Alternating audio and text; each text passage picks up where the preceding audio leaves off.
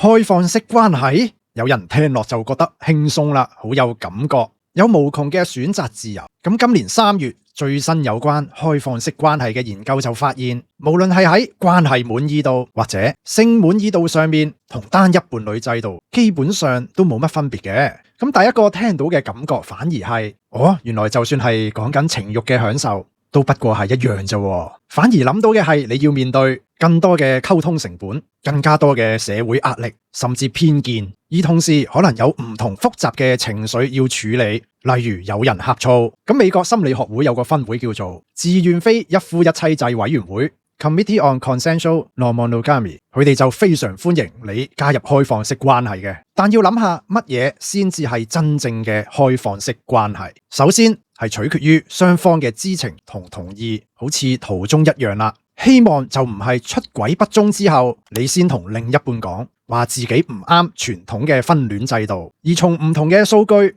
都會揾到2大重點。首先，男仔的確比女仔更加接受開放式關係，當中嘅理由係女性對於愛情中嘅損失成本呢樣嘢係好敏感嘅。例如當一個女性擇偶嘅時候，特別謹慎而帶有條件嘅話，就係話當我男朋友好正啦，就唔會想同其他人分享。另外一個重點就係有關妒忌心，唔少嘅學者都指出，好多人喺實行開放式關係之後，最常見到失敗嘅原因，原來都係忍唔住呷醋啊。雖然我哋嘅社會開放咗，但對愛情嘅專一性呢個諗法依然根深蒂固。我哋具體化想象一下，如果你發現你伴侶嘅伴侶內外條件都比你吸引嘅時候，你會否不高興呢？最後，如果你覺得自己真係對開放式關係好有興，可以用以下幾個簡單嘅問題做一個覺察。如果你伴侶尋晚同其他人做愛，今日晏晝就嚟揾你食個飯 OK 嗎？如果你伴侶同其他人 deep talk， 又會否感到唔舒服呢？